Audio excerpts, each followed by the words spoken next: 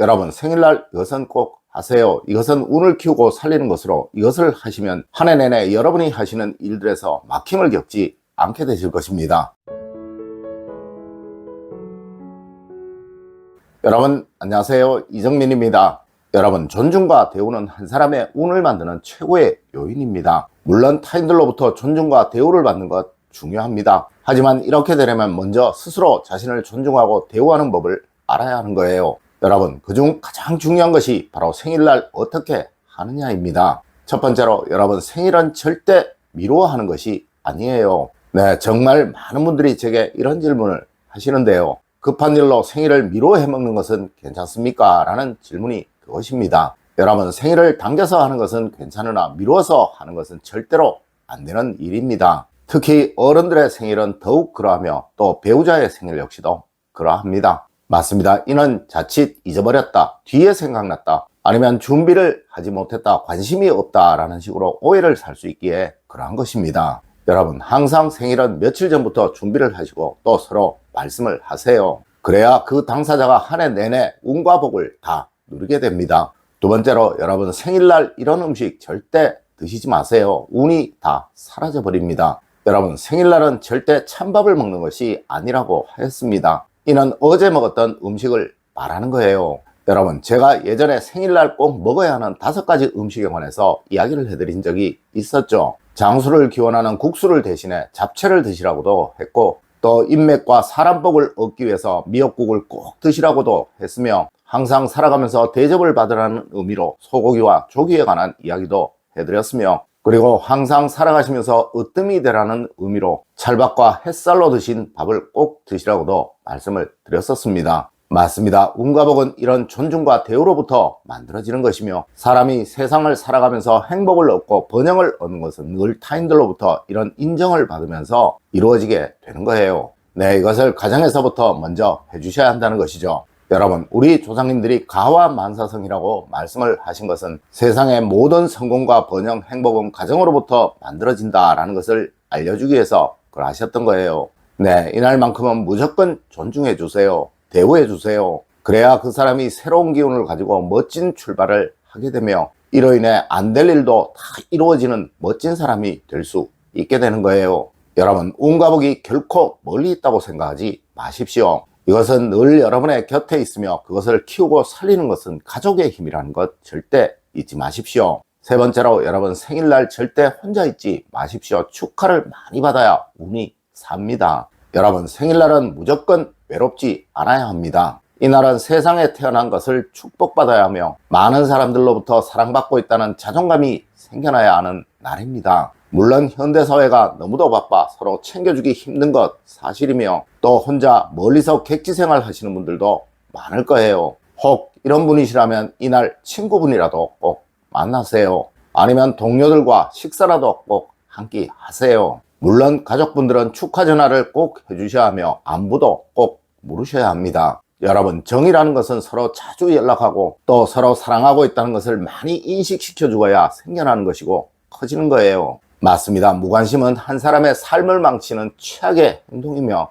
특히 생일날 이렇게 하는 것은 그 사람의 삶의 의욕을 꺾어버리는 정말로 해서는 안 되는 행동이라는 것이죠. 그리고 여러분, 주변 사람들의 생일을 아시게 되면 많이 축하해 주시고 또 많이 축복해 주세요. 네, 그것이 자신의 운도 같이 살리는 길임을 절대 잊지 마십시오. 네 번째로, 이날은 절대 욕하거나 누군가와 다투지 마십시오. 여러분, 사람의 기운을 가장 나쁘게 하는 것은 화를 내는 것이고 또 욕설을 하는 것이며, 그리고 남과 다투는 것입니다. 아마 많은 분들이 이런 행동이 있은 직후 몸이 떨리고 입이 텁텁하고 또 머리가 아팠던 경험 한두 번씩은 다 있었을 것입니다. 맞습니다. 이것은 기혈이 역류하여 생기는 현상이며, 이것 때문에 몸에 독기가 발생하여 생기는 현상입니다. 여러분, 생일날은 그 당사자에게 새로운 시작이 되는 날이에요. 항상 이런 날은 새로운 기운, 좋은 기운을 가지고 출발을 해야 하는 것이지, 이런 탁한 기운을 가지고 출발을 해서는 안 되는 것입니다. 네, 이날은 자녀가 실수를 해도 야단치지 마세요. 배우자가 잘못을 해도 웃으면서 넘어가 주세요. 그리고 동료가 실수를 해도 웃으시면서 누구나 다 실수는 해 라고 말씀을 하시면서 그냥 넘어가 주십시오. 네, 그리하면 여러분의 시작은 밝고 희망찬 것입니다. 그리고 그때부터 여러분은 뭘 하든 다 잘 되는 사람이 될 수 있는 거예요.